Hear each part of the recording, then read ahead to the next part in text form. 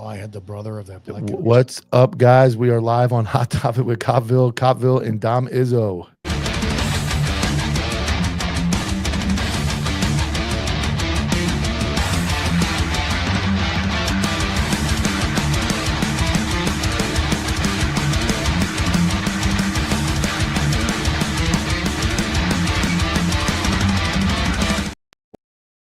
What's up, everybody? So I just want to give a quick shout out to GhostBed, one of the OG first-time sponsors of the Anti-Hero podcast back in the day. They've been with us since day one because they have the widest variety of beds and bedding for the lowest price. I would suggest checking out their patented cooling sheets. They keep you cool on summer nights, especially people that live in hot-ass states like we do in Florida. I speak with the VP on a regular basis. He's become a good friend of mine. We stand by and guarantee GhostBed. So if you're going to replace a mattress in the house, or you're going to redo the sheets because your kids peed on them or your mother-in-law peed in it, whatever it is, go to ghostbed.com/culture and save 10% off the already ridiculously low prices. Dom, if your mother-in-law peed on the sheets, you'd probably be keeping them, right? Pee or squirt is not pee. And I didn't get caught on a hot mic. I was going to say, I had McNeil's brother texting me yesterday. So I see you're wearing the shirt. Yeah, it's honor, man. I got to show respect to the And here's what I'm going to say, because I'm sure you realize some people don't like you, Dom. Did you know that? Did you know that? Randy DeGuzman. So it was 1998. And I started in 1996 at TGI Fridays as a waiter. And Randy DeGuzman, he's still a dear friend of mine today. Randy was the kindest, most awesome. He was just charismatic, central Filipino guy, but fucking he had style. Randy, Dominic, and Ice, you guys, all three of you. Well, Ice, you're dead, so you don't know this. You guys taught me a lot back then. That's my honorary cousin Dominic. Anyways, so we all went to a different bar after Fridays, leaving there for a while. And I'll never forget, I can remember what she looks like, but I can't remember what her name was. But we were all waiting on service bar, and Randy was taking care of our drinks and this and that. And this woman waitress goes, "Man, Randy's the best. He's a fucking rock star. Everybody loves him." And I was like, I want to be known for that. Well, I mean, that's what a compliment and a half, where you're like, people love this person because he's kind and he's compassionate, he's energetic, and they can't say anything bad about him. And I strive for that for decades until I realized, fuck all of you. I am the villain. I don't care, because that fall for you can I just did this post today where I have two different sets of audience. One is Instagram / Facebook, and then YouTube.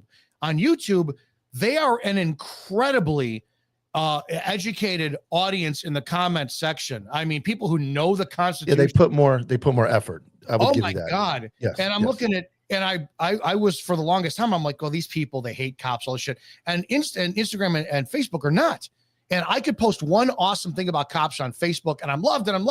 Challenge one thing, and all of a sudden it's, let's get out the pitchforks and torches. YouTube came first, and I think the older people with more education and less I've never been punched in the mouth, because the Instagram and Facebook are kids that never been punched in the mouth. But what I like about you is, and I think people miss this boat, is you are willing to talk about anything, and you actually advocate for conversation from your worst enemies, but they won't talk to you. They hide away, they try to attack you, which is the worst thing they could possibly do. The people who oppose me will talk to me. The pussy cops who all hide behind fake private Instagrams who comment. Yeah. It blew me away today. I made that comment, and I'm assuming it's a cop. He's like, wow, this coming from somebody who only had 16 years on and then quit. I'm like, A, get your facts straight. B, you just proved my content right there. So yes, I'm gonna show. I wasn't gonna do this, but I'm actually gonna show it. Where's this video at? So this guy, I posted this earlier today, and I'm going to let it play. You guys tell me what you think of this video. This is a cop, and he told me he's a great cop because he came to my page to tell me this is what he posted. Great guy.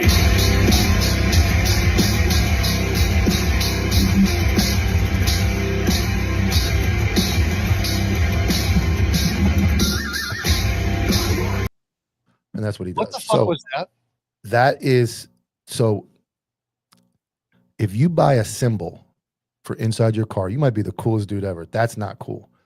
So I posted it, and I ironically, I laughed. Kenny, Red Ninja, my buddy Kenny in the Counterculture Network, follows him. And I'm like, there he is. He either follows every girl I go after or this guy. This guy took some offense to that. And what the other things I said to him were all over his page, in a public page, now private, if you can believe that, were pictures of his children, pictures of his squad car in the front yard, pictures of his house, pictures of all this stuff. And I'm thinking, you can't be that smart. And then I can't think you're a good cop. If you're going to post your own children in your own house, in your own car, and where you can be found, doesn't seem very smart to me. The video, okay, maybe he's joking around because the answer was, well, cops can't have fun and all that. Maybe you can. But I told you before we went live, I have like a 20-person send limit. And when I get the same video from like 15, 20 people, it's like, it's time to go on Copville. So that's where I have a different view, and it got older. I don't think any enjoyment of the job should ever be featured online or publicly at all. The reason being is simply this. Can you have fun with the job? 100%. Did we have fun with the job? 100%. Did we fuck around? I say it all the time. You and I have said this. If TikTok was a thing back when we were cops, I would be the king of TikTok fuckery. The problem is everyone who says, I want to become a cop to go help people, that's the biggest stupid misconception that you've ever thought of. 90% of what you do is going to be a bad interaction with somebody, and you're writing them a ticket, you're arresting them, you're responding, you're not helping them. So you're disillusioned. So my view, like somebody today on Twitter said, I don't understand. You love the Constitution. You loved upholding the law, you loved enforcing, but you say you felt guilty about arresting people when you found them with drugs. And I said, oh, you mean empathy? Because I not a lot of empathy. Yeah, so I felt bad too. Yeah, you feel bad, but you still have to do it. My view is, I don't think that it's appropriate at all for cops to show clowning around on duty, having fun on duty, when almost every single interaction with the public will end with somebody's arrest, citation, or not in a good way.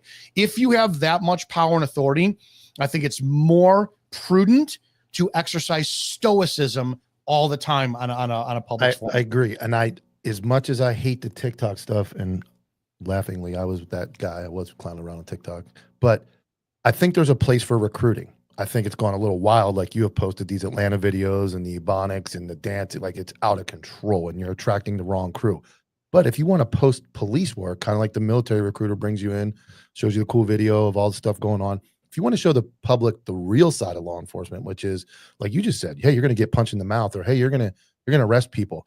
I don't like the way they're marketing police work, both cops doing it, like you just explained, and agencies doing it, making this out to be some fucking cakewalk. And it's not. And here's the other thing. People think you hate cops. And I want you to clear this up for everybody listening, because everybody comes after me for being your friend and all that. We've agreed. We are two of the most loyal dudes to each other. I will never cross you. You'll never cross me. I don't care what anybody says. I respect your views. And I can do that in a very disagreeing sometimes and very agreeing way. Many times disagree. Yes, we do. We disagree about somebody we talked about right before we came on. But you do not hate cops. I think cops have become so soft that when you criticize cops, they get their feelings hurt. But I want you to explain for everybody listening, if they haven't heard your explanation, why do you say the things you do, and why do you bring these things to your page? It's because I'm a kid from the 70s, and it was negative reinforcement was how I thrived. If you, as a colleague and a friend of mine, said, hey, listen, you're 5'7", you're 50 years old, you're 236 pounds on the scale today, you got to drop about 30 pounds. I believe in you. I love you. I know you could do it. I'm going to be like, okay. But if you're like, you are a fat titted bitch, you're never going to do it. Fuck you. You're a loser. Now I'm going to go in and, oh, it's on. It's negative reinforcement. My view has always been that I operate as a male. If you say, stop fucking around, you're a piece of shit, I'm going to take it seriously. So it's not, I hate where cops are going. I love the profession of law enforcement. I love what it represents. I love the opportunity that it afforded me, not the ability to help people, but the ability to bring my absolute best version of myself to every single day, every single call. And I had to be at the highest level. Didn't matter if it was a call in our old folks community that I can't find my Christmas package because somebody swiped it off my porch and you're never going to find it. And you can't go, oh shit, what am I going to fucking write this off? You have to bring your A game. Yeah. That was the best part of it. Today, these people are fucking embarrassing the badge. They're making it all about themselves. And I'm a narcissist. I am self-centered. I am fucking misogynist. I am hate-filled. I am a narcissist. When it came to that, I like how everybody, as people keep commenting in the comment section, you keep saying that you were the best cop in the world and you're the epitome. I've never said that. I had to live up to that because the people I worked around were the fucking top shelf representative of it. So my view is I stepped the fuck up. I would never work with any of these fucking clowns today. They could not last in our generation of law enforcement for professionalism. So yeah, I fucking hate. And I would think a lot of the, like you said earlier, a lot of the people that criticize, and which is the irony of it, is one of the biggest attacks on you is always a small town cop and this and that.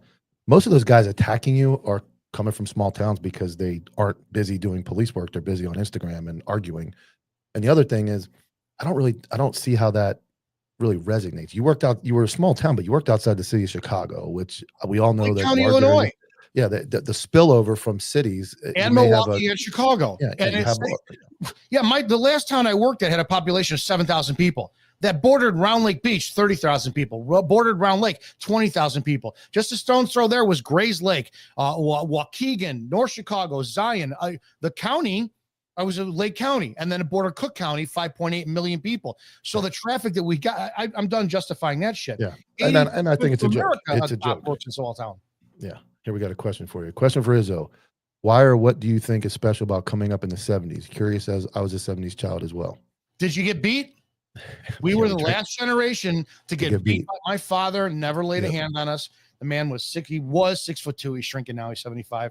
My mother was 5 feet tall on her best day. And that bitch laid into us like there was no tomorrow. So we got beat. Classical conditioning. I said that the other day. Somebody was saying something. I said, I drank out of a hose. I went outside at 7 a.m. and I came home at 9 p.m. I was 9 miles from my house on a bike. So at 10, 11, 12 years old, I was making critical decisions, and our brains were far more developed than these morons today. And I, too, am very hard on cops, but I want them to succeed. And I know sitting in your car making TikToks, from experience, half of it takes your brain away. I was working today. I was driving today. And I saw a perimeter for some type of crime, and I looked, I still pay attention. This was it. Guys on perimeter, and I watched. Can you imagine if somebody walked up with a spray and pray?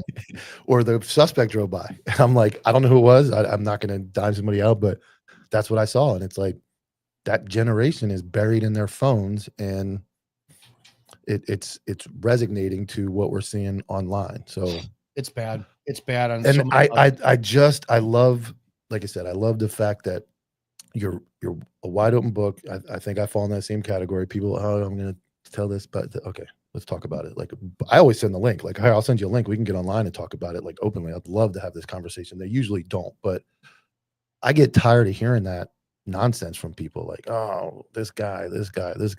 Hey, it's all first of all, if you don't like it, turn it off. Fucking don't listen. Like, that's my first. When people tell me they don't like me, I'm like, why the fuck are you watching it then? Like, why? Did you ever notice one thing? To date, I have never been called a liar. They just don't like everything else. Never been called a liar. All right, I'm going to play this video. This is a pretty good one. This comes from the Tenderloin Activities guy. We both follow him. He's got some good stuff. This one's pretty good. Oh!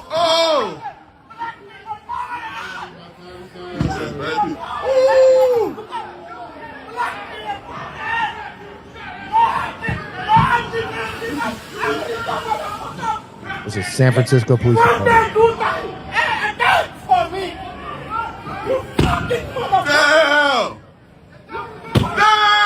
Really? Damn! This is a prime example of why all the shit the cops do that is bad and use too much force prevents them from using force when they should. Getting out and beating this guy with a fucking bat, which is what they should do. Based on what his demeanor is, his language is, what he's doing, they can open that door as hard as they can into him, and and beat his jump on ass him and take him to into jail. custody. Yeah, That- yeah. that is But this is a city that doesn't. You're right. It's going so bad. Watch this. The end. The end is pretty good.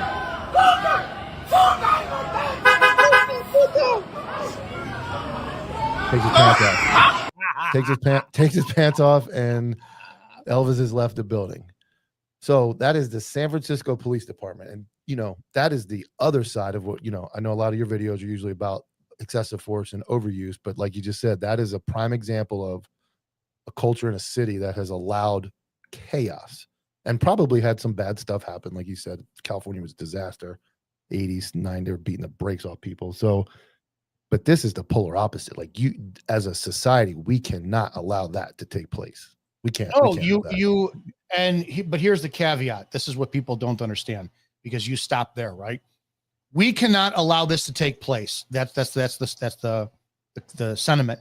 And then people who support police go, yeah, that's right. We need to beat him. There was a congressman or a woman today, or somebody who was a black woman, who stated in about the white couple that was beat by the group of kids, says that they deserve that beating. And I went to Right Wing Angels Instagram page and I said, how ironic. I'm just here for all the conservatives who are outraged over a black woman saying that the white couple deserved it, but they're the same conservatives that will slide into the police brutality videos and say that the subject deserved it. There's the problem right there. You pinned on, and it's a dangling participle, right? There's nothing. There needs to be context.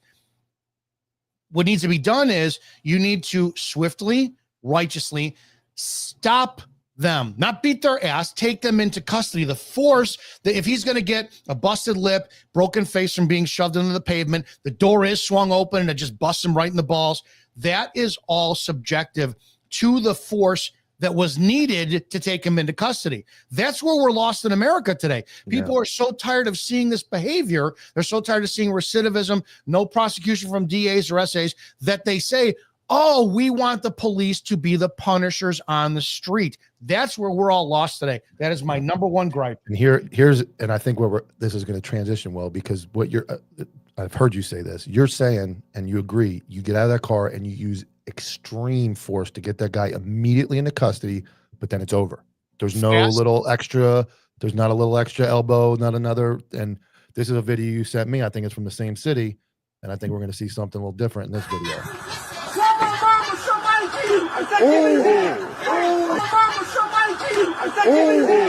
So here we kind of have a guy in custody per se, and you have a random right hook. I made a decision. I'll never forget where it was. It was it was Rollins Road and 83. It was 83. It was afternoon. So Ken and I were working. My buddy Ken and I worked together every shift. We had a minimum of 5 on when I worked for Round Lake Beach, and it was summertime. It was a Saturday, and Ken and I responded to it was just it was an unknown problem in the middle of Route 83 north of Rollins Road. So it was in the middle of the street. We get there along the shore. The story it was a mental health subject that was running all the way around traffic. His wife was out of the car screaming, he's okay, he's just having an episode. We didn't know anything. So the totality of the circumstances is dispatch says got an out of control substance running or subject running around the street, multiple callers. He said he was running in between cars, hitting cars. That's all we had. And then you show up, and then the liberal mindset is, well, the wife just told you that he's having an episode. We went as gingerly as possible to grab him, and he was fighting. He was a guy in his had to be 50s, and he was maybe 6 feet, 180 pounds. We took him into custody, but we're trying not to hurt him. And afterwards, I made the solemn fucking promise to myself, if I'm required to break someone's shoulder to get them in cuffs, because it has to be done swiftly, safely, and secure that scene, I will never hesitate again. That was the changing moment in my career where I went, I cannot be empathetic or sympathetic at the time when taking somebody to custody, because I could have gotten hurt. Ken could have gotten hurt. That guy could have got hit by a car in traffic. So you have to use violent force when necessary. So that clears up a lot, because people think you're totally against force. What you're saying is quick, violent, end the fight, but then the line, it stops. It stops right there. No extra little, no sugar coated like right hooks. No. And you're right. That's what got us most of the time. What gets us in trouble isn't the initial use of force. It's the stuff that goes down after, or the body camera banter that goes down after, where somebody says some dumb slick shit and you really can't undo that. And unfortunately, in today's world, once that's said or done, you're done. It's like being accused of being a rapist or being accused of being, something like in all those lines. Once you catch that, good or bad, or rightfully so or not, it follows you forever. I love how people think that I'm not into use of force. Yeah, every time I talk to him, like, dude, all he talks about is beating people's ass. That is my biggest passion in law enforcement, use of force. I was a use of force instructor, defensive tactics expert. I still am a wrestler. I'm a wrestling coach. I've been doing martial arts for 30 fucking. I love violence, and when you love it, you respect it. And I don't want to hurt people, but motherfucker, if I have to, I will. I just will not celebrate it. That's so I'll play devil's advocate. People are saying that, but then all they hear you, I guess they say all they hear you talk about is the negatives. Because people have no idea how to apply force. They just don't. And it is the easiest thing in the world. When you don't know how to, let's just say, defend yourself. If you're in a boxing match, right? You signed up and you're like, okay, I'm going to go do a smoker. And it's 3 1-minute rounds. And, you're going to get it. Maybe if you win all the way at the end, you're going to get a plastic metal trophy, all this shit. And you go in and you've never boxed before, and you don't want to lose it. You may tie up. You may try to wrestle with the guy. You may bite him. When you don't know what you're doing, you're going to resort to factors that will keep you from having your ass beat. So when cops have no fucking clue what they're doing, what do? They punch. They go to their pistol. They beat the shit out of somebody because they have no clue. You're saying that cops are undertrained and underperforming, so they're using more force that they wouldn't need to do, or they're doing things they shouldn't be doing to compensate for the fact that they don't know what they're doing. It's been 30 years. I've heard it for 30 fucking years. No, I mean, I know. And I'm just phrasing it for you. I've obviously seen the same thing, and I'm as transparent as they come. I was that guy. I mean, until I met my current wife, I relied on.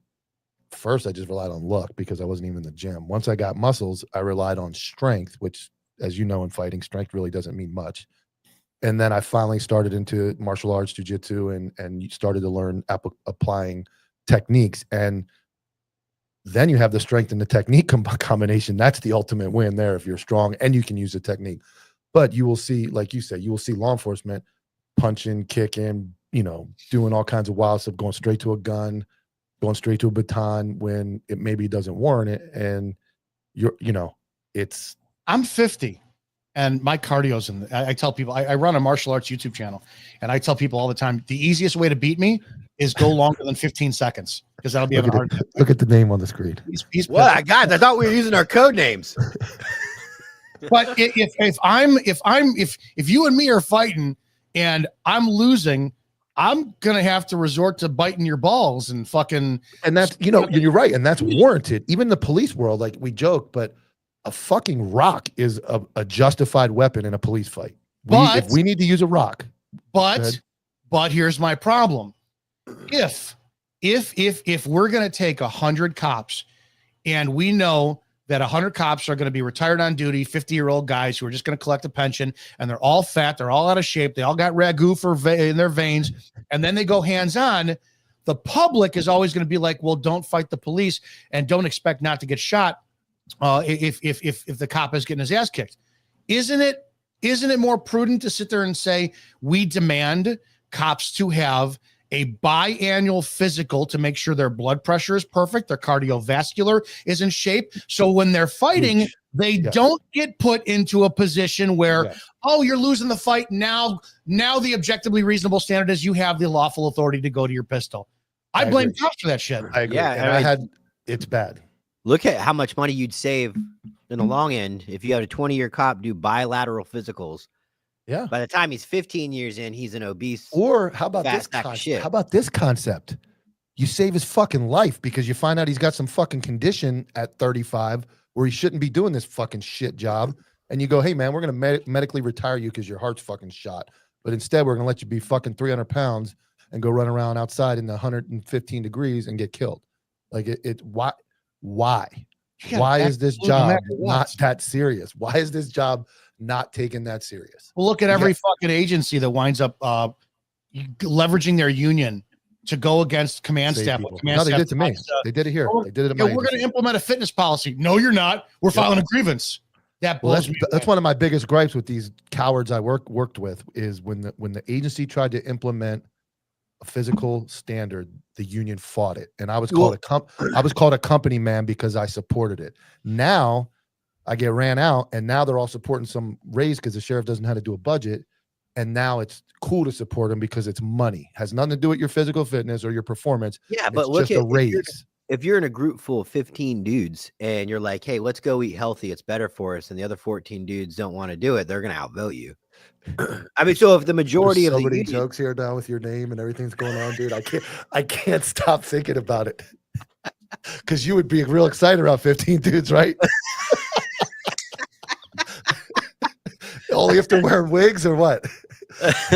but yeah, do you agree with leave incentive for passing what should be the standard? So what they're doing is they're giving, if you can make, and I'm talking, Dom, you can walk these and pass. Yes. But for expert time, which is still average living, breathing male, they're giving like amount of leave hours for just to say, what do you think about that? I think it's a bunch of bullshit. It's like the same reason why people ask me, why don't I ever do pro examples of cops who are doing the job great on my content? Because that's their fucking job. It's like, wait a second, so you want to we're going to give you an extra day of vacation if you pass the power test again. The only reason I'm going to disagree is I think you got to start somewhere. And just like we talk about generational differences, we can't change the fact that these kids today are, I need something kids. What can you do for me? So if anything, if we're going to get them on the right track to be more fit and better and go to jiu-jitsu and train, what's 8 hours, 10 hours, 12 hours, 16 hours vacation? You're right. We wouldn't have never got it. That's why you need to come back in and bring fucking towel parties. I was never in the military. It's my only fucking regret. But the fact that, and I am going to shit on you. The fact that that we're trying to make excuses for a group of men and women who hold the key to people's individual freedoms or life if they want to, or they could get pitted and killed because they didn't use a fucking turn signal. Yeah. That's not acceptable. It's tough to argue. You know what? It's hard to argue that. Can you imagine that? Well, yeah.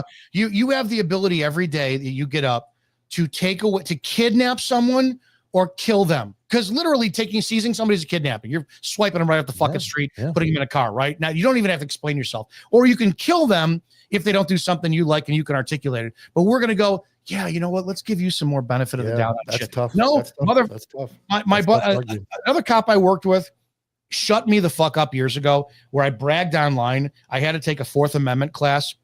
And it was a 40-hour class, and it was the worst ball busting class I had ever taken. Normally, if you take a NEMERT class in Illinois, you're in by 8, you're out by 3. It goes 8 to 5. This motherfucker, I can't remember his name. He was a Secret Service agent for Jimmy Carter. He kept us till 5:30, 6 o'clock every day. Friday came, it was 6:15. We're out the door. We take the test. 40 of us in the class, lieutenants, sergeants, patrol. I get 2 months later an email from him saying, congratulations, Officer Izzo. You are the only person in the class to receive a 100%. I posted that up online, patting myself on the back, this and that. A cop I worked with commented on that. That's disgusting. Every single cop in that class. That is your bread and butter. I could maybe like a purple belt and BJJ hanging it on the wall, or like a SWAT certificate or a drug, but the amendment part is expected.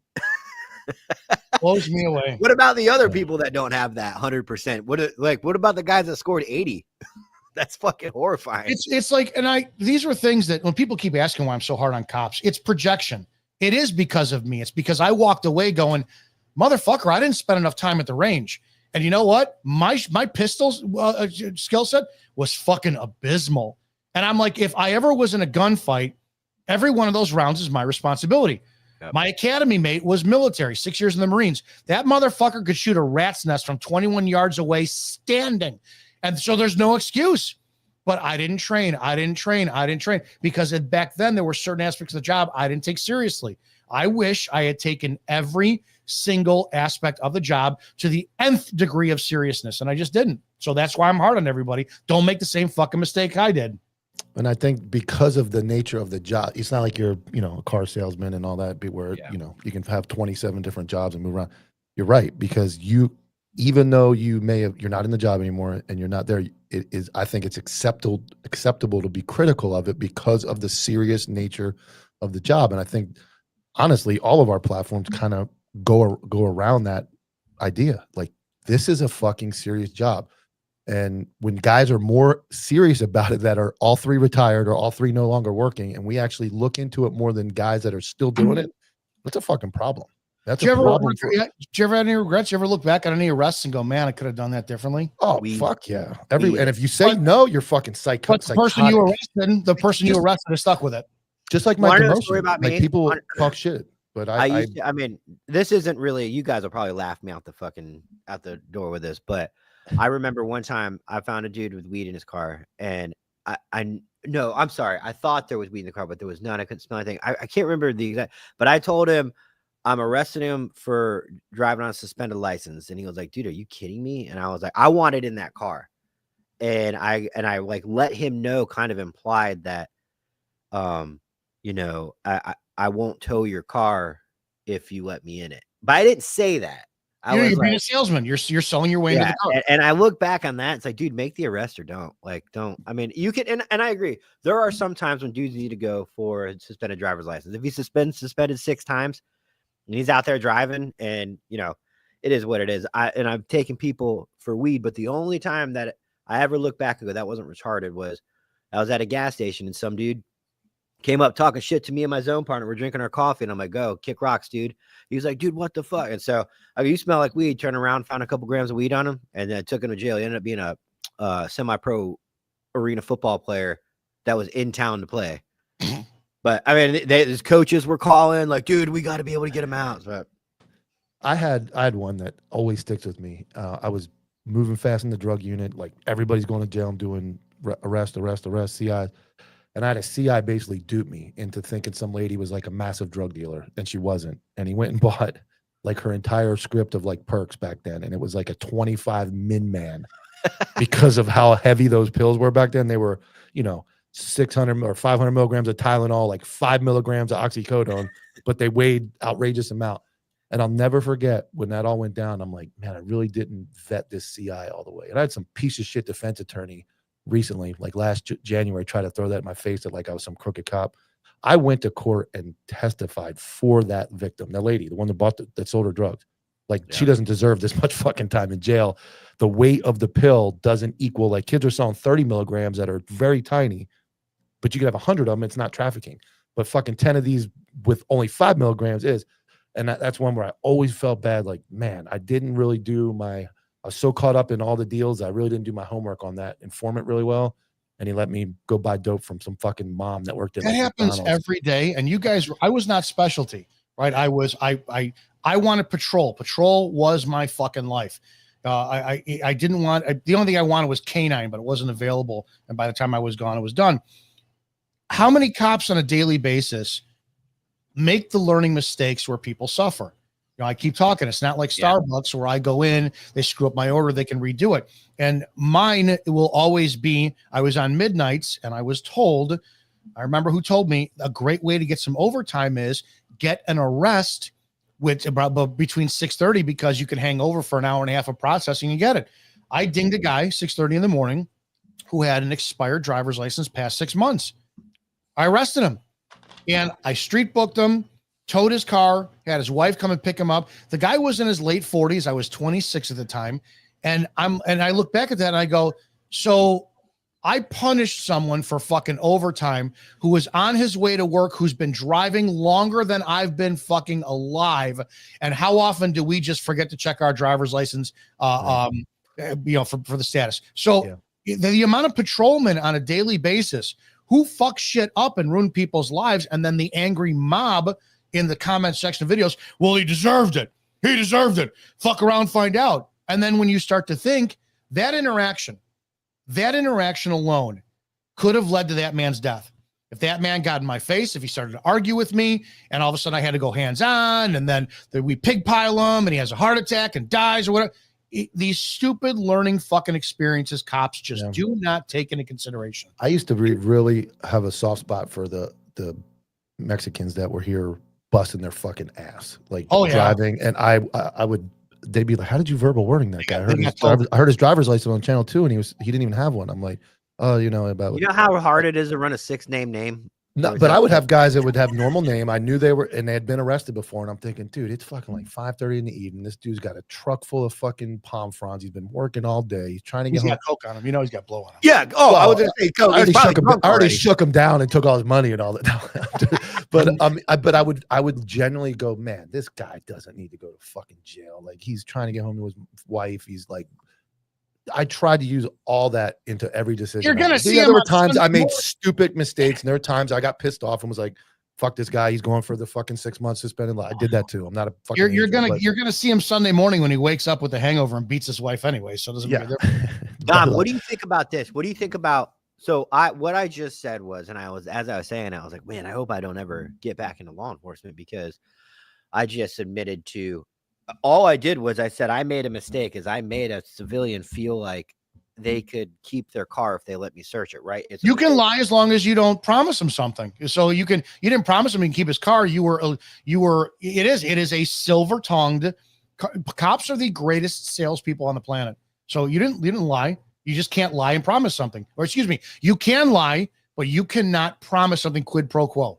And you're okay. You're that morally and ethically, you're okay with cops lying. I lied all the time. 100%. I would be like, I would tell people that they were going to jail for misdemeanors, so they were cool as shit with me. I'd lie about their bond. I'm like, I think it's like $1,000. You got to come up with like 100. They're like, oh yeah, sweet. They're fucking no bond. Oh, our agency had a DNA machine like the fucking Back to the Future. I'm like, I already got your DNA back, man. It's been like 9 minutes. We have this new machine, and you definitely did it. Like, we always lie. I felt like you just can't present anything.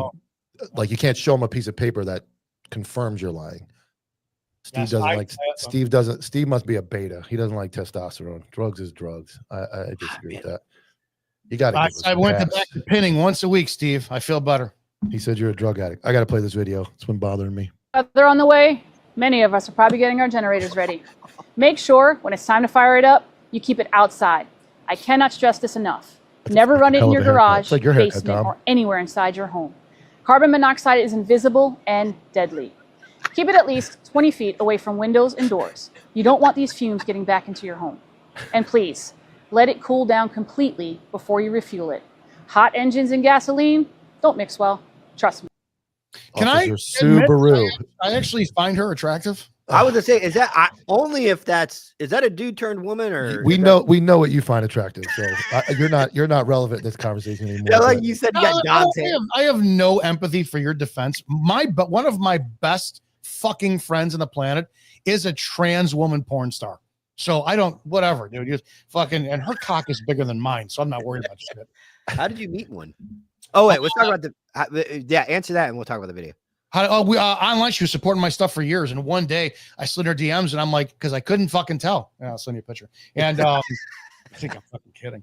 And I'm like, dude, you are the coolest fucking person in the world, and we became amazing fucking friends. I would text him in the middle of the night and shit, dude. So he knows we're fucking cool.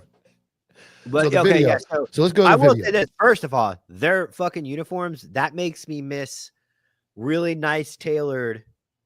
Like what you used to wear, Mike, like on patrol, the outer vest. I think they are convenient, but her uniform does look sharp. Did you see her tourniquet? No. Be prepared and stay safe. Unstaged, like you can't put her on. You gotta have them. What do you mean unstaged? It's so what you're supposed tourniquet's not supposed to be the thing across it, so you can pull it out and use it. Like the way she's got it, it's unstaged. It's not ready to go. And she's walking around like that. So I don't know. I just joke because the generator. We had like I haven't gone yet. We had like 3 suicides in like 3 days with the generator. So then the joke became, I'm just gonna fire up the generator every time something bad happened at work. We were just gonna fire. What do you mean generator. 3 suicides happened with? We had people fucking put the generator in their bedroom and go to sleep. Like 3 in a row. The only one that drove me fucking crazy, one cocksucker fucking had his dogs in the room with him and fucking killed his dogs. piece of shit. You want to kill yourself? That's fine. But oh my god, Tyler, I'm dead serious. Fucking that's so this is what it is. all right. Here we got another video. Let's just Say here. All right. You don't want to fight with me. You definitely don't want to fight with this guy. Just sit your ass and stay. Okay? You're not letting me go. No, we're not letting you go. For what? We told you it'll still be a few minutes before you can go anywhere. Before what? Before we go to jail.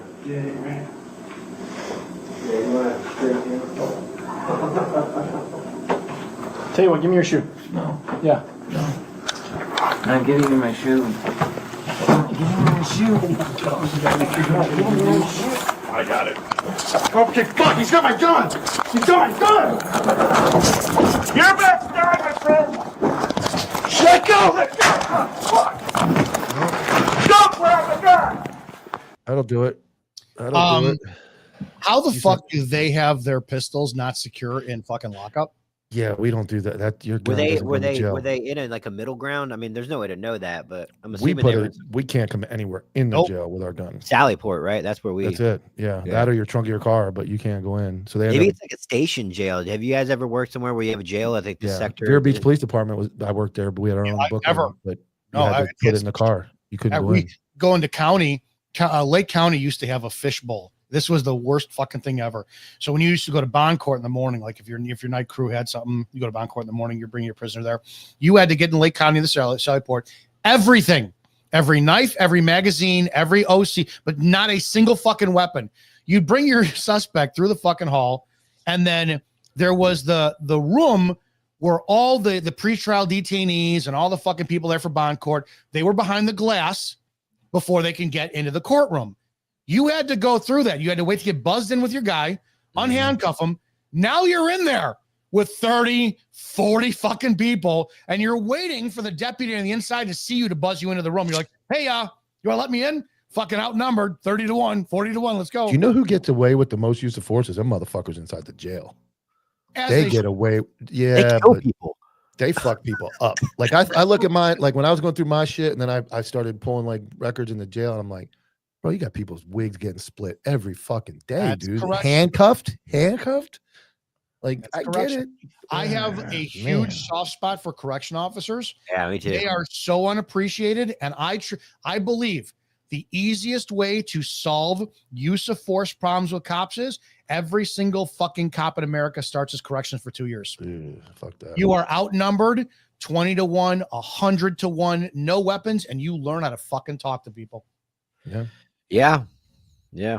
I mean, hold on. What do A we judge do? showed zero respect for a police officer after being pulled over for talking on the phone while driving. He even threatened the officer, telling him to back off if he didn't want to lose his job. Y'all aren't ever on yours, right? You're never on yours. I drive by a lot of times and y'all are on yours. You're never on yours, right? As the officer was preparing to issue a ticket, his supervisor called and warned him not to ticket the judge, saying it was better to avoid trouble. However, the officer ignored this advice. The incident occurred in Hardy County, West Virginia, when Officer Johnson was out on patrol. He noticed a driver talking on a cell phone while driving and immediately pulled him over. How you doing, sir? The reason I'm stopping Judge you... Williams. Before Officer Johnson could explain the reason for the stop, the driver identified himself as Judge. I mean, I'm gonna stop it there. We know what happens. I mean, these fucking politicians, man, and these people just think. what do you think about? Okay, we'll probably all disagree on this one, but I would have been the supervisor calling him saying, "You do you, but just know you're writing a judge. You're going to create your own problems if you want to be righteous." I wouldn't have called him ahead of time. I would have told him that afterwards. Like whatever you decide to do is on you. Like, but that's dumb. That's not a good decision. I mean, nowadays, yeah, you can't be on body cam telling your subordinates to not write tickets. No. Oh, but- God, I think somebody got in trouble for that. A couple But years I ago. just look at common sense. Like, and then we're talking about all this stuff with cops and TikTok and use of force. Like common sense would tell me, are they above the law? No. But me and Dom, I think, and me and Tyler talked about this the other day. I have let plenty of people go. Like, so is he held to a higher standard? Yes, I get all that. But there's just like you would let an informant crackhead walk or a guy you feel bad for because he's working his ass off walk. Do you really want to go at it with the judge over a cell phone in his hand? Yeah, but you know what? It's the same thing. Now, I'm all about free speech. I don't care what somebody calls me on a traffic stop. I make the decision. But there were times you get the POP ticket, right?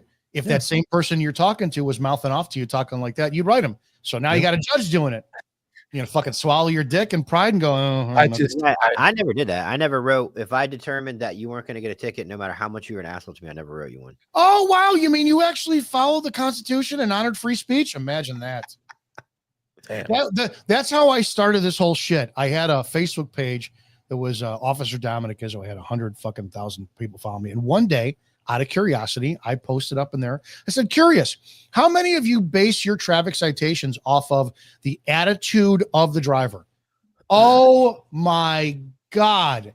Hundreds of comments. Of course, it's my job to correct their behavior. Of course, this and that. I'm like, do you guys just realize if you got any defense attorneys looking for your shit, you just fuck yourself?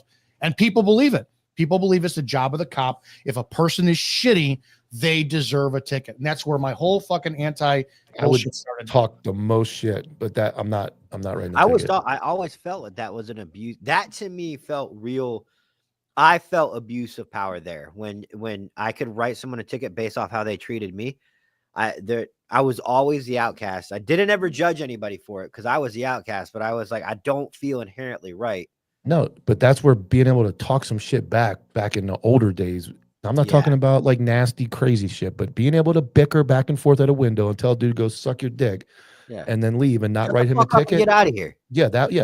Drive like a fucking human next time, you stupid motherfucker, and then let him go. Now they use, you can't say any of that stuff anymore. And there's a time to talk to somebody like that. That's real behavior correcting. We had what was the rule we all had?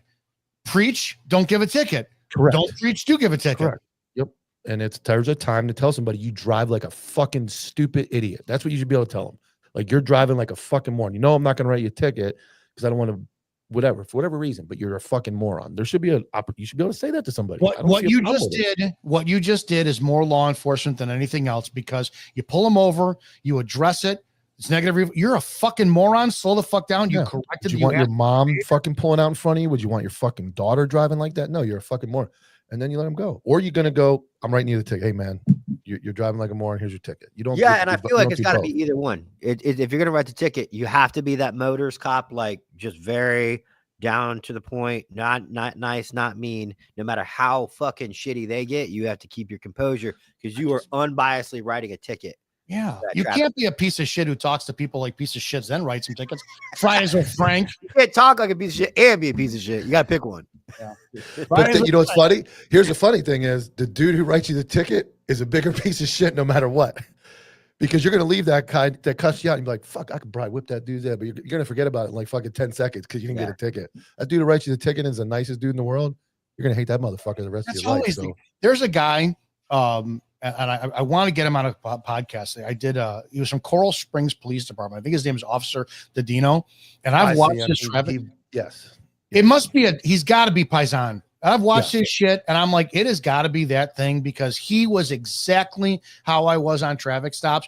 And you can't help but respect him. It is just, it's talking down to you, but in a way that's not condescending. It's almost like, okay, this man's got father energy. I need to shut the fuck up and listen. And he gets away with it. He needs to be teaching classes. Yeah, they post him a lot. He's like a Hispanic or Italian. I think he's Paisan. Like bald head, right? He's got a bald head and he's very straight to the point. Great. That is what that's how I was. And that's how I'm like, damn, this is me. What the fuck? To me, the ticket is like getting, like, I guess there's a time for like getting your mom. What do you get out of it? Well, there's a time for your mom to like make you feel like an asshole and like yell at you. Then there's a time to get beat. To me, the ticket is like a beating. Cultural pressure for young guys like 5 and under. Like, you don't get to talk to people like you're their dad. You're 22 with a high and tight.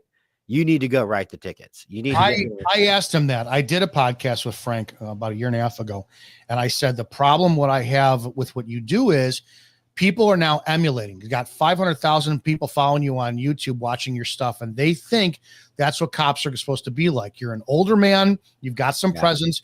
People are not going to challenge you. Now take the 21-year-old rookie who's been watching Fridays with Frank for years. They go get hired, and they're going to talk like you because they think they can. You think that somebody else is not going to go, motherfucker, what? And it's not going to spark their machismo, and there could be a problem. You don't have that right. So I asked him that specifically, and I told him what you're doing is creating a cultural problem. Yeah, I guess it's kind of like wrestling, right? You watch your favorite wrestler, then you walk around in public and act like him. If you watch your favorite cop. Yeah, and to me, you shouldn't say anything that your fucking mouth can't handle that just because you got a badge.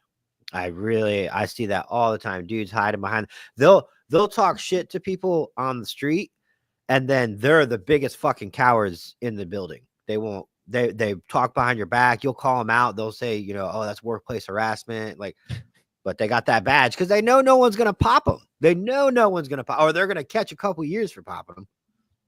I just talked about They that. deserve it too. There's a lot of them that deserve it. We had an Illinois cop a couple of years ago, and the guy went to jail for it.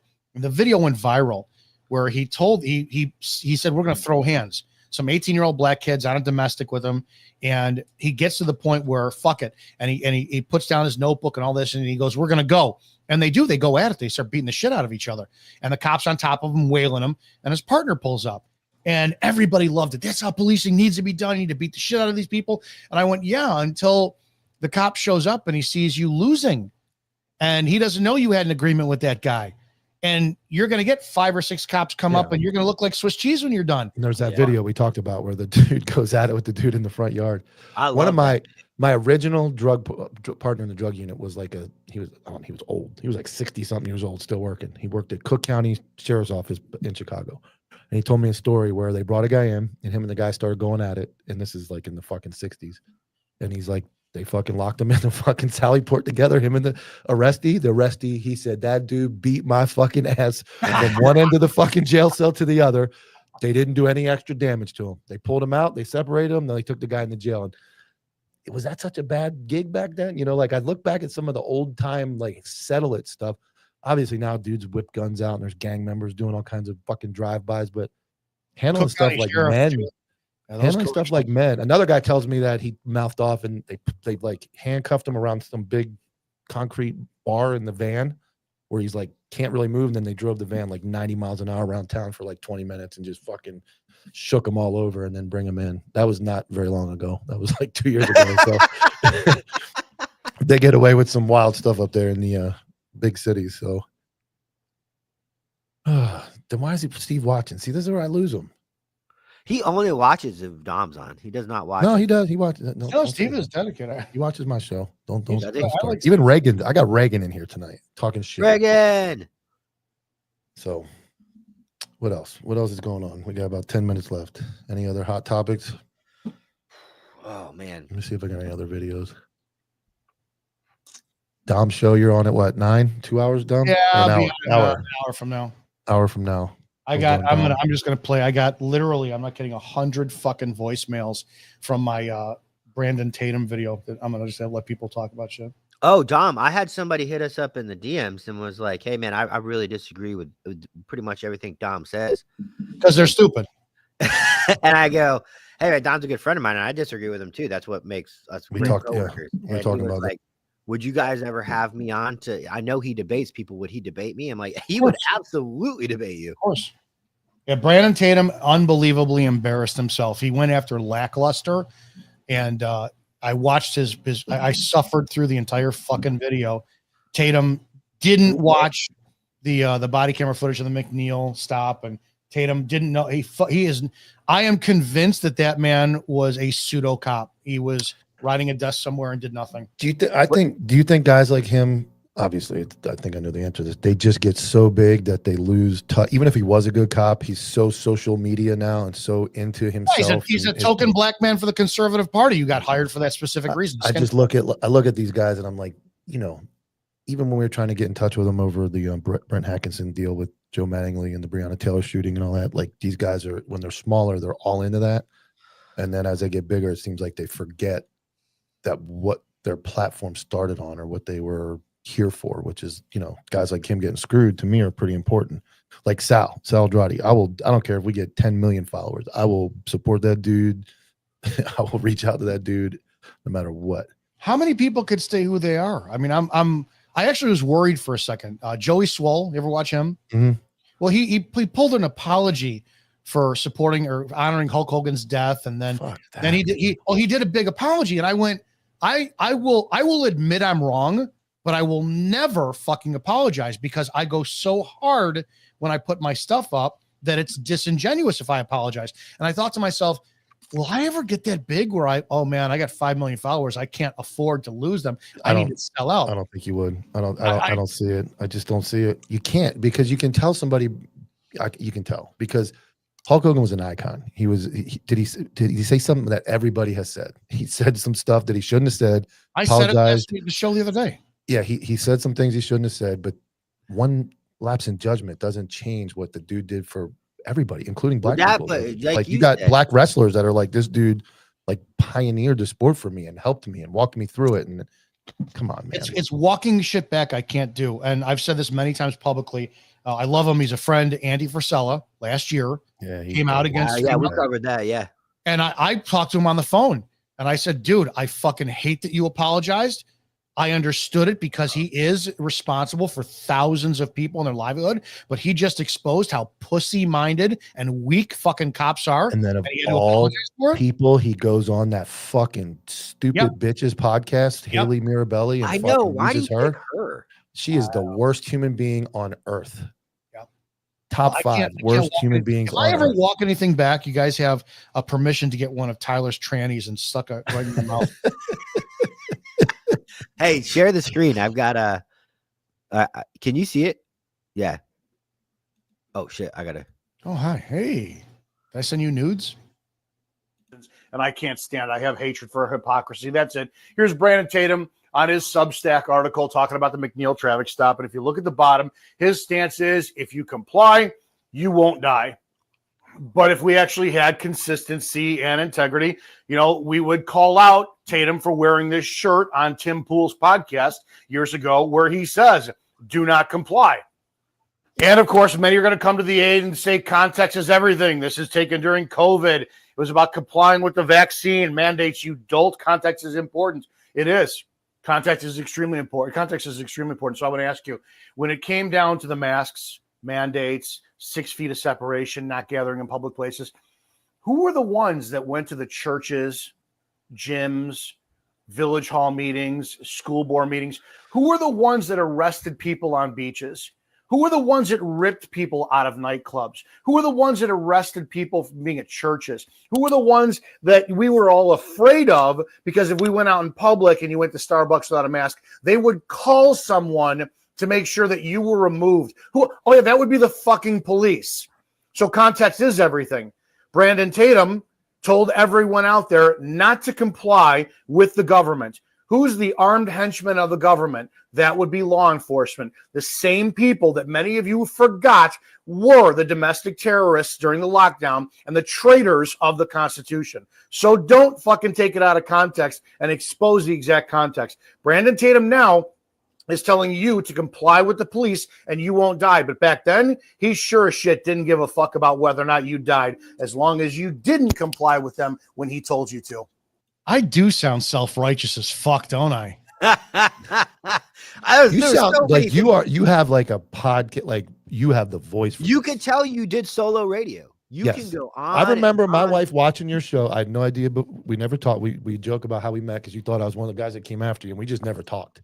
But I would hear the beep of the fucking timer for her her videos of people shooting, and I would hear your voice. And I'm like, you have the voice for it. So you have the voice that's going to drive people fucking nuts if they don't like it, and they're going to love it if they do like it. Like I cut the security guard thing, and so many people latched on to you saying they're psychopaths. Yeah, they got crazy about that. And granted, luckily you guys both know how social media shorts work. It's just to grab them in. Oh, I got so many messages. What's wrong with? And now I get to this point. He's a hero. No, I said, why don't you message the fucking guy who said it? There's yeah. I mean, I get what you're right. You cut it just right, so it sounded like he was like saying the dude's a moron, and then it was the right cut. You do a great job with that. But then they're coming to me, and I'm like, I'm the motherfucking idiot in the red hat. Like I had nothing to say about the security guard. So hey, the other guy's got enough page. Go talk to him. I stopped caring about the Instagram audience, and I appreciate them, but specifically, they know it's a 3-second clip from an hour thing, and they go, well, it's out of context. Go watch the whole thing. Well, you should have.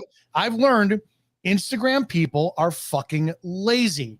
Yes. They are lazy. It's a generation of 30, 20, 15-second videos, quick, done. If it's not in that 15 seconds, then I'm guilty of it too. I mean, I'm guilty of it too now. I'm kind of lazy. My wife will attest to that. Dom, I know we're wrapping it up, but as We're not far in a as hurry. was there, I know a lot of the cops taking people out of structures were because they were trespassed by, I'm not saying all of them. I know there was people arrested on beaches, but from what I saw, a lot of people being taken out of businesses and nightclubs and stuff. A lot of it was in Canada, but they look like us, but act like it was happening here. It was happening in Florida. But wasn't it because they were trespassed? So it would be like anything, even if it wasn't COVID. Hey, this business owner says you got to go. If you don't go, I'm taking you out. It depends. No, because look at Ian Smith. Ian Smith, how many times was he arrested? It was the governor there. New York had a bar. There was an active bar that was open and patrons. It wasn't NYPD, but they looked like their uniforms. So I don't know who it was. You had 30 or 40 cops that were actually, beating the shit out of people, dragging them out of bars. It got funny like everything else, though. All we did was you got one dude with a COVID card and he flashed it and then he just handed it over his shoulder. And then the next guy, we went to New York during the 20th anniversary of 9/11 as a SWAT. That's why Mike got the jab. I did get the jab. Dude, I don't care if somebody took it. I always said this. Take it. I put a very questionable black market substance in my ass. Grapeseed oil. Grapeseed, right. It's like, okay, so you do what you want to do. Don't fucking make me. We've always talked about this. I can't stand that I've said this since the beginning. There would have been no problem in America if collectively cops across America said, we respect it. We're not enforcing it. Then it would have been a choice across America. They're the ones who could have stopped the lockdown. This is a great question. Bad for guys that were 17 years in, 18 years into their career and did things like that? I think they fucking did it on purpose because you know what? Now that's how you immediately wiped out a ton of people our age who now have been replaced by these fucking clueless children. It was a big social experiment and it touched all parts of the government and the society. I agree. Yeah. Here's a question. I do agree with this. Do you feel admin should be required to pull shifts on patrol to get themselves grounded in the foundation of what it means to wear a badge? I do. I think they loot just my entire series of out of touch. You got supervisors with magazines upside down, empty magazines not in proper places. No, you shouldn't have to force them because they're not going to be out there doing what they need to do. But they should have to get out. Checking the box 8 hours a month is not going to get it. No, I'm not talking about 8 hours a month. I'm talking about consistently going out and maintain. Why? Because you get promoted or moved up, you don't have to perform at the same level as everybody else. It's fucking bananas, I haven't been dude. a cop. I haven't worked on the street in God knows how long. I can go back and do the job tomorrow. Sergeant Major could get up and run fucking 18 miles every morning. Sergeant Major was fucking 55 years old. He could get up and run every morning. How would these people forget who they are once they get that gold badge? It's crazy. It's crazy. Blows me away. It's the profession. It's the problem with the profession. I've said, I think at Staff and Command School, there's a private section that they teach a day on how to bully and badger and harass cops to leave so they don't have to pay out a pension. Uh-oh. I think that there's a big thing. Every sergeant, our favorite sergeant, we worked for Hare. Guy was he was a god to us. And then he got that lieutenant bar. Oh my God. How the tables have turned when that happens. There we go. Yeah, but in the military, which we're paramilitary, you know it, Tyler. Sergeant Major gets up and runs every morning with the troops. He's up. Yeah. He leads by example. He's there. But he's the first one in the company in the morning, and he's the last one going. Yeah, no, the first sergeant's the same way. You don't have to make the sergeant major do it. It's instilled in his blood, in his position throughout years. Police admin, you're going to have to force them. Unless you work for a really high-speed department where all of their brass are out there go-getters, you're going to have to force them. You know what's crazy is we can start naming them now. Like Sandy Springs up in Georgia where Jordan Ennis works. Like that is like of all the police agencies, was there thousands of them? I can now name the one that I know that happens. And I really like the guy in Doral down in Florida, South Florida, Doral, except he doesn't wear his fucking vest. Everything else about him is he's in good shape. He has his guys running around outside the building. He does jujitsu. He has a training center. He just fucking wears the dumb polo. Yeah, well, how does it get that way? Because we're not a military, because we're paramilitary. You know damn well you're the guy who comes into work every day with your boots shined. You're working all the time. What happens? You get fucking mocked.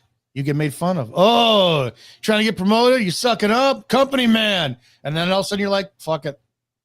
You're not the harder you train as a cop, the least you are respected. You're right. You're right. Because as soon as I started lifting, working out, made squat, I got made fun of more than when I did none of that. You're right. Yeah. You're right. There's always that famous line in The Departed where he's like, "Do you like that uniform, or do you like dressing like you're about to invade Poland?" And I was like, that always stuck with me because I saw that way before I was a cop, and I was like, "Oh, that's a good point." Like, nice uniform. Now, some see it as professionalism, and some see it as a government bot. And your ribbons on you, and you get made fun of. It's like, I earned these. What the fuck? Yeah. Thank you, Wendy, for first time being in here and listening to this nonsense. Own worst enemies, man. Yeah, and you're right. Between not being able to bully people and not being able to say what's on our mind, it becomes a hostile work environment. There's no correcting it because it just continues and continues, and now it's swung so far that it's acceptable to be unacceptable. And anybody that tries to change that, I've watched it. I'm married to somebody who has tried to change it a lot, and I've watched the pushback and the struggle of trying to do the right thing over and over, and it's hard to watch. It's hard to watch somebody put that much effort into something, and an entire group of people, organization, and this profession doesn't want. It's almost like it doesn't want to succeed. It's like walking into an office or a company that goes, we're going to send everything late. We're never going to be on time. All our shit's going to be fucked up. There's a company I know about that recently. Sounds a lot like. Oh, don't say it. I'm not saying shit. I'm not saying shit. That took me about a second and a half later. Don't say it. No, say it. Well, we appreciate. We had a pretty large audience tonight. I appreciate it every Wednesday night, except next Wednesday. I am gone unless Tyler wants to take the hot topic reins next week. I am on a cruise. I'm taking a rare vacation, and I'm looking forward to it. Cocoa butter, weed, and ankle monitors. I'm not going on Carnival Cruise. I promise. Don't forget, August 16th in Miami is our live show. There should be an updated, right, Tyler? An updated flyer getting ready to come out about that. Okay, out tomorrow, August 16th. We have Jerry Worms. We have Jimmy Watson. We have a big turnout. I think we're going to have a very special guest. One of our big supporters is going to be down there, so don't miss that. Dominic is live in 1 hour on Cop Talk Live over on his channel. And anybody else got anything? Dude, I was looking at your fucking numbers, dude. Your shit, Dom. You put out like 40 minutes later, it's in the thousands of views. Yeah, he gets good. Things are going well lately. Dominic is the talent Reagan thought he was. Yeah. And let it be known to everybody that doesn't want to speak their mind because they're afraid of. It doesn't matter if people disagree with you and hate your guts. They watch. Not only do they watch, but you encourage them to call in. On Dom's show, he provides a phone number, and he absolutely advocates for you to call in and disagree with him. And I will say, you're not nasty. You don't get nasty with people just because they disagree with you. No, we have disagreed, and it's been a very cordial conversation. I'm a counterpuncher. I don't mind. I don't know everything. And if anything, YouTube specifically has taught me more with the commenters. They're incredible. Instagram is full of a bunch of fucking ad hominem pussies who all hide behind fake private profiles. So that's what me today. Yeah, I will absolutely break out. Your mom. Somebody today says, "Oh, you're wearing a shirt that says Izzo on it. Why is this? She could, know your name." I said, "No, so your fucking mom knows who's next in her gangbang."